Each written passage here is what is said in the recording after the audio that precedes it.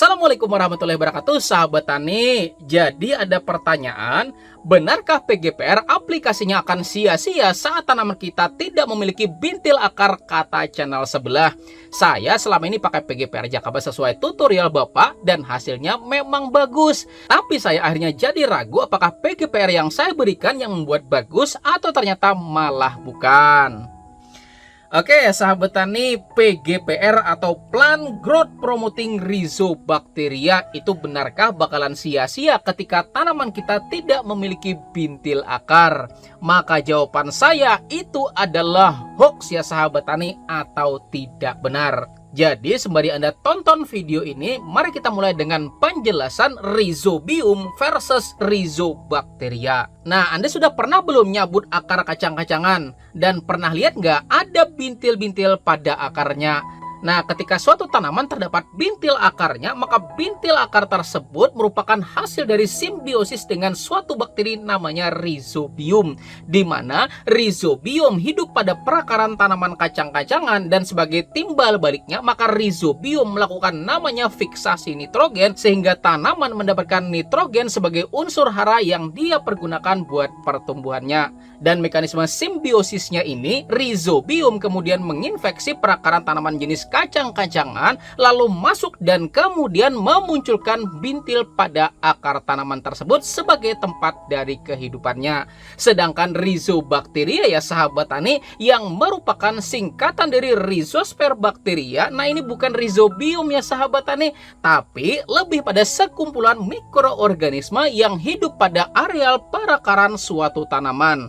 Dan perlu digarisbawahi loh ya sahabat tani, ada kata sekumpulan mikroorganisme. Artinya mikroorganismenya itu cuma satu atau ada banyak sahabat tani? Ada banyak ya enggak? Dan Rhizobacteria ini kemudian bekerja baik menyediakan unsur hara bagi tanaman, dan mekanisme ini disebut dengan istilah biofertilizer ya sahabat tani.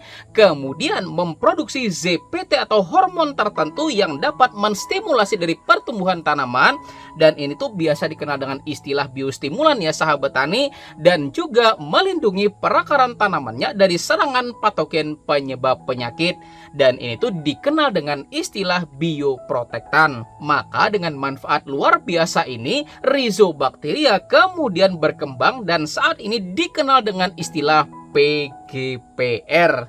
Dan di dalam jurnal berjudul Analisis Efektivitas Penggunaan Plant Growth Promoting Rhizobacteria atau PGPR untuk peningkatan pertanian berkelanjutan, disebutkan bahwa beberapa jenis bakteri yang teridentifikasi sebagai bakteri PGPR yaitu jenis Pseudomonas, Azotobacter, Azospirillum, Acetobacter, dan juga jenis Bacillus. Dan buat Anda yang bertanya, Rhizobium masuk nggak kira-kira dalam Rhizobacteria? Nah, maka kalau seandainya sumbernya diambil dari tanaman jenis kacang-kacangan atau legum ya sahabat tani, maka itu termasuk. Tapi kalau sumbernya akar bambu ya sahabat tani, kira-kira pendapat teman-teman nih, kira-kira akar bambu itu punya bintil akar apa enggak? Dan sekarang mari kita masuki pada bagian kedua dari video ini, yaitu awal mula ditemukannya PGPR. Joseph W. Kloppert mencoba menggunakan bakteri Rhizosphere bertujuan buat mengendalikan penyakit pada tanaman. Tetapi justru dia menemukan suatu keanehan loh ya sahabat tani, yaitu ternyata meskipun hanya bersifat protektif bukan pengendalian ya sahabat tani, tetapi tanaman yang diuji cobakan itu mengalami yang namanya stimulasi pertumbuhan. Sehingga dia simpulkan ya sahabat tani bahwa terdapat bakteri Rhizosphere yang ternyata dapat mempromosikan atau menstimulasi dari pertumbuhan pada tanaman budidaya. Sehingga inilah ya sahabat tani awal dari penemuan satu kumpulan bakteri Rhizosphere yang kemudian dinamakan dengan Plant Growth Promoting Rhizobacteria atau PGPR. Dan ingat ya sahabat tani bahwa ini ditemukan pada tahun 70-an, tepatnya 1978. Selanjutnya kita masuki pada bagian ketiga dari video ini. Nah, setelah saya tonton ya sahabat tani videonya, disebutkan pada video itu bahwa PGPR diciptakan buat menggantikan namanya IM4 ya sahabat tani. Kira-kira pernyataan tersebut benar atau hoax kira-kira? Maka mari kita cari tahu bersama ya sahabat tani. Profesor Higa pada tahun 80-an secara kebetulan mencampurkan beberapa mikroorganisme, diantaranya adalah jenis Lactobacillus, Saccharomyces, dan juga fotosintetik bakteria, dan ternyata menunjukkan efek yang sangat luar biasa ya sahabat tani pada bidang pertanian, peternakan, dan juga perbaikan dari lingkungan hidup.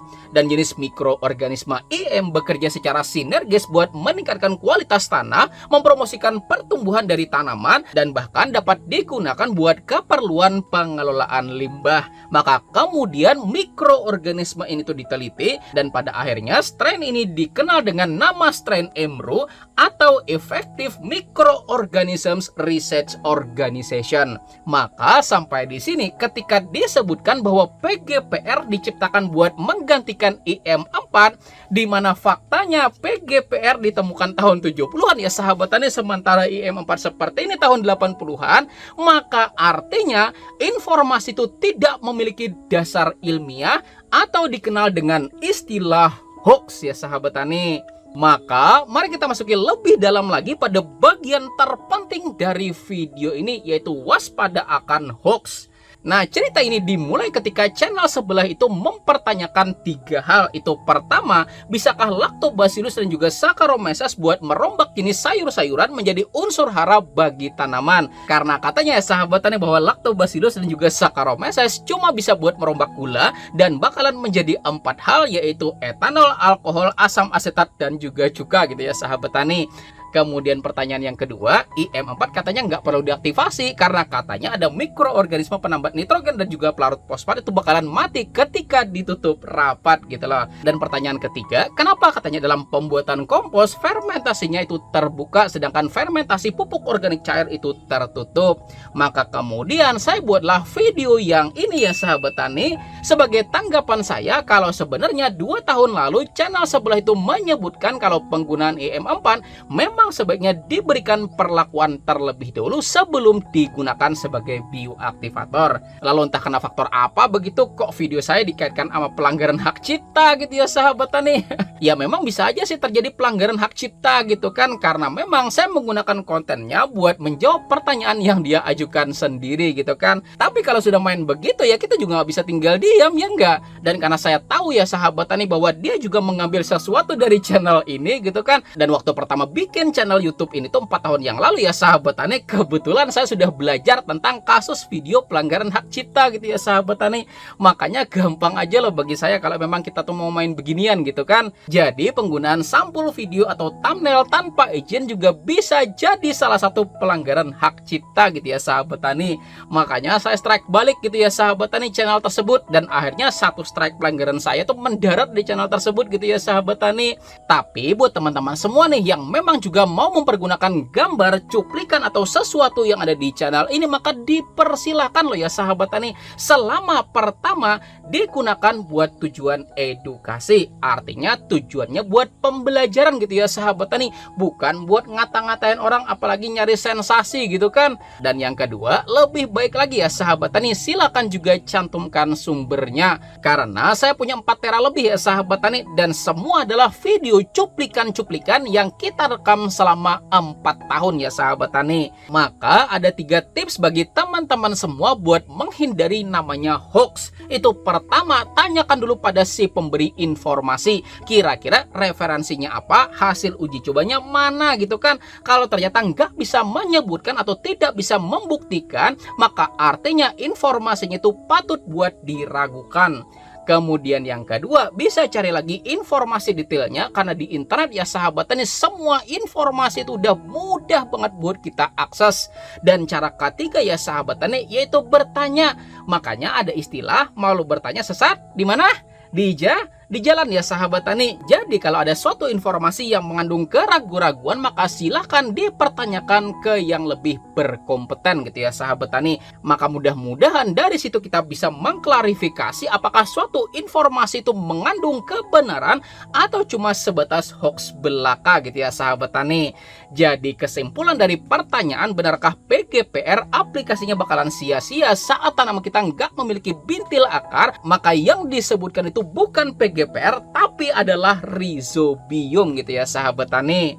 Dan sebelum video ini saya tutup, buat sahabat tani yang kepengen mengikuti webinar Hari Mikroba Dunia, di mana salah satu narasumbernya adalah saya sendiri ya sahabat tani, maka silahkan daftar dan link pendaftarannya saya taruhkan pada kolom deskripsi dari video ini 100% gratis gitu ya sahabat tani. Mau?